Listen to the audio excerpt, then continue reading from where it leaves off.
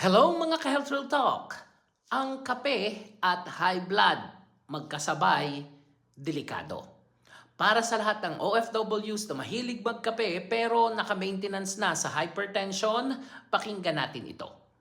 Ang totoo, ang kape o caffeine ay nagpapabilis ng tibok ng puso, nagpapataas ng blood pressure, nagpapakipot ng blood vessels. Kung ikaw ay may hypertension at umiinom na ng maintenance meds, ang sobrang kape ay maaaring gawing hindi epektibo ang gamot.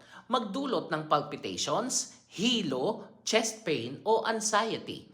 Magpataas ng risk ng stroke at heart attack. Ano ang dapat gawin? Limit your coffee. Kung hindi mo talaga kayang tigilan, 1 small cup lang per day. Huwag sa gabi. Huwag isabay sa oras ng pag-inom ng iyong gamot. 2-hour rule. Mahalaga ito.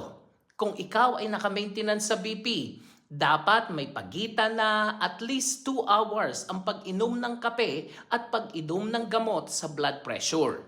Kasi ang caffeine ay pwedeng bawasan ang bisa ng gamot, magpataas ng BP kahit may iniinom ka ng maintenance. Iwasan ang energy drinks. Mas malala pa to kaysa kape. Maraming caffeine at stimulants, kaya doble ang stress sa puso at atay.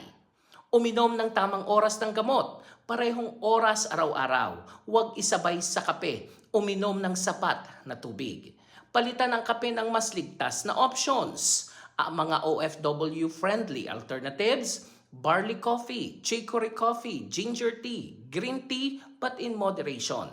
Warm lemon water sa umaga. Monitor your BP. Kung mahilig ka sa kape, mag-BP check before and after coffee.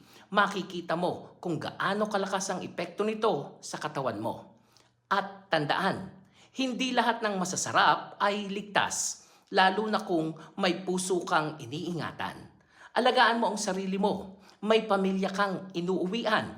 May pangarap kang binubuo. Huwag mong ipagpalit sa isang tasang kape. Ako po si Arlene para sa Health Real Talk. Have a nice day everyone.